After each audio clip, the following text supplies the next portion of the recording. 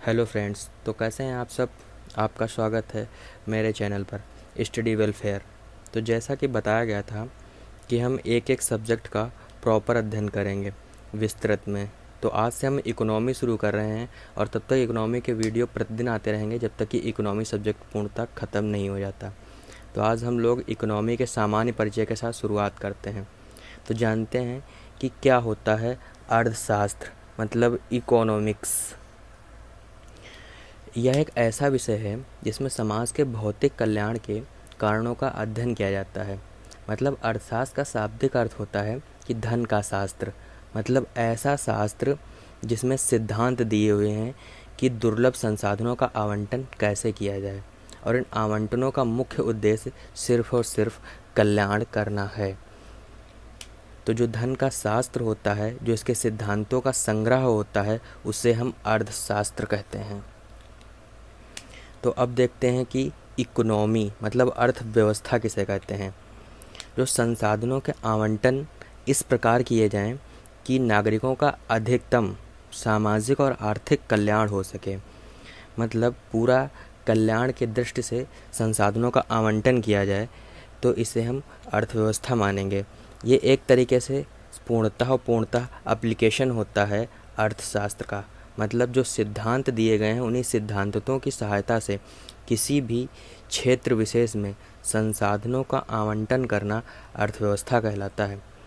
तो अब अर्थव्यवस्था को आगे पढ़ेंगे। मतलब अर्थव्यवस्था कैसे बनी।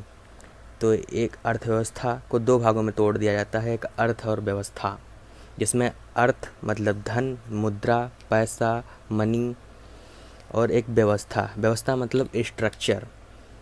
तो धन को अपना धन एक सीधी जो भी निवेश करना है हमें, तो व्यवस्था को देखते हैं कि एक निश्चित क्षेत्र में संसाधनों का आवंटन नागरिकों को कुछ इस प्रकार किया जाए, या संसाधनों का आवंटन निश्चित क्षेत्र में इस प्रकार किया जाए कि अधिकतम कल्याण किया जा सके, उसे व्यवस्था कहते हैं। उसी व्यवस्था के साथ में धन जो इम्पॉर्टेंट फैक्टर है उसको जोड़ दिया जाता है, तो वह अर्थव्यवस्था कहलाती है। ऐसे देखेंगे कि अर्थव्यवस्था और अर्थशास्त्र में क्या अंतर है। ये अंतर मुख्य है, जानेंगे। जो अर्थव्यवस्था है और अर्थशास्त्र है, कहते तो अंतर हैं, लेकिन समझ लो ये दोनों एक दूसरे के पूरक होते हैं। क्योंकि जो अर्थशास्त्र है वो मात्र एक सैद्धांतिक विचारधारा है, इसमें सिद्धांत दिए हुए हैं। इन्हीं सिद्धांतों का जब एप्लीकेशन के तौर पर किसी क्षेत्र विशेष में जब वास्तविक रूप से प्रभावी बनाया जाता है, तो उसे अर्थव्यवस्था कहते हैं। मतलब जो अर्थशास्त्र है विभिन्न सिद्धांतों का सिर्फ संग्रह मात्र है, और अर्थव्यवस्था है उन्हीं सिद्धांतों का एप्लीकेशन है। उन्हीं एप्लीकेशन में हम देखेंगे संसाधनों का आवंटन कैसे किया जाए, किसी क्षेत्र में अर्थव्यवस्था और अर्थशास्त्र का एक गतिशील चित्रण कैसे प्रदर्शित किया जाए, उस गतिशील चित्रण के माध्यम से किस प्रकार से वस्तुओं और सेवाओं का उत्पादन किया जाए। तो अर्थव्यवस्था में मेन फैक्टर आया अब उत्पादन। तो अब देखेंगे उत्पादन क्या होता है। उत्पादन दो तरीके से होता है, वस्तुओं और सेवाओं का उत्पादन। तो किसी भी अर्थव्यवस्था में उत्पादन के मेन फैक्टर होने के बाद में जब उत्पादन किया जाएगा, तो उत्पादन के लिए चार प्रकार के संसाधनों की आवश्यकता होगी। संसाधन मतलब कारक, या किन किन चीज़ों की आवश्यकता होगी। तो कोई भी निवेशक है किसी भी अर्थव्यवस्था के लिए सबसे ज़रूरी होता है निवेशक, कि वह निवेश करेगा, किसके अंदर इतनी उद्यमशीलता है, रिस्क लेने की क्षमता है कि वह निवेश करे। तो सबसे इम्पॉर्टेंट होता है निवेश, उद्यमशीलता। तो निवेश करने के लिए उसके पास में उद्यमशीलता होनी चाहिए। चार कारकों में एक उद्यमशीलता होती है।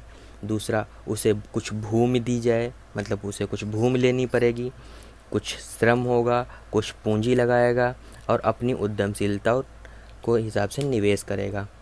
उसी निवेश के माध्यम से मतलब अब अर्थव्यवस्था में उत्पादन करेगा। तो उत्पादन के लिए भूमि के लिए उसको लगान, कर या किराया देना पड़ेगा, या किसी को मिलेगा। श्रम के लिए उसे मजदूरी देनी पड़ेगी, या मजदूरी किसी को मिलेगी। पूंजी, अगर वह बैंक से लेगा तो उसे ब्याज देना पड़ेगा, उधार लेगा तो ब्याज देना पड़ेगा, चाहे वह संगठित या असंगठित क्षेत्र से ले। तो उसके लिए इसमें लगेगा। वह सब इतना सब कुछ इसलिए कर रहा है ताकि वह लाभ प्राप्त कर सके, क्योंकि अर्थव्यवस्था में बिना लाभ के कोई निवेश नहीं करता। ये मान के चलिए पहले ही दिन से कि अर्थव्यवस्था में सिर्फ और सिर्फ व्यक्ति अपने व्यक्तिगत लाभ या संस्था के लाभ के लिए निवेश करता है। अब व्यवस्था की केंद्रीय समस्याएं क्या हैं? मतलब कोई भी अर्थव्यवस्था तो उसके सामने दो समस्याएं मुख्य तौर पर आती हैं। वह दो समस्याएं क्या हैं? उन दो समस्याओं में सबसे बड़ी समस्याएं यही दो समस्याएं मानी गई हैं। बाकी समस्याएं तो विभिन्न प्रकार की होती हैं, लेकिन ये दो समस्याएं मुख्य हैं। तो वह समस्याएं हैं कि संसाधनों का अभाव। कोई भी देश है, कोई भी क्षेत्र है, कोई भी स्टेट है, कुछ भी है जहाँ पे अर्थव्यवस्था है या कुछ भी गांव है, तो उसमें क्या क्या संसाधन है, कौन कौन से संसाधन उनके पास अवेलेबल है, कौन कौन संसाधन नहीं है। जो संसाधन नहीं है तो उन्हें संसाधनों का अभाव बोलते हैं। तो उसके सामने एक संसाधनों की अभाव की समस्या है। दूसरा ये है कि जो संसाधन अवेलेबल हैं तो उनका उचित आवंटन कैसे किया जाए। तो इसी को विभिन्न तरीक़ों से कह सकते हैं कि क्या उत्पादन किया जाए, कैसे किया जाए, उत्पादन क्या किया जाए, क्यों किया जाए, आर्थिक समृद्धि का मॉडल क्या होगा। ऐसे ही तो अर्थव्यवस्था को हमने जाना कि इसके लिए किसी न किसी एक विशेष क्षेत्र का होना आवश्यक है। अर्थव्यवस्था खुद में एक अधूरा शब्द है। जब इसके साथ में कोई भी एक देश, कोई भी क्षेत्र, कोई भी विशेष गांव, शहर या किसी भी क्षेत्र का नाम जुड़ जाता है, वह क्षेत्र का एरिया जुड़ जाता है, तो वह अर्थव्यवस्था कहलाती है। जैसे कि भारतीय अर्थव्यवस्था, चाइना की अर्थव्यवस्था, पाकिस्तान की अर्थव्यवस्था, अमेरिका की अर्थव्यवस्था, किसी स्टेट में मान लेंगे तो यूपी की अर्थव्यवस्था, दिल्ली की अर्थव्यवस्था, ऐसे विभिन्न प्रकार की अर्थव्यवस्थाओं के नाम जुड़ने से वह अर्थव्यवस्था पूर्णता बन जाती है।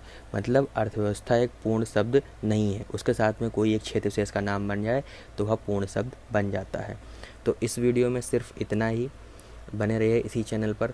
अगली बार फिर से हाजिर होंगे अगले नेक्स्ट डे इसी चैनल पर नेक्स्ट वीडियो के साथ।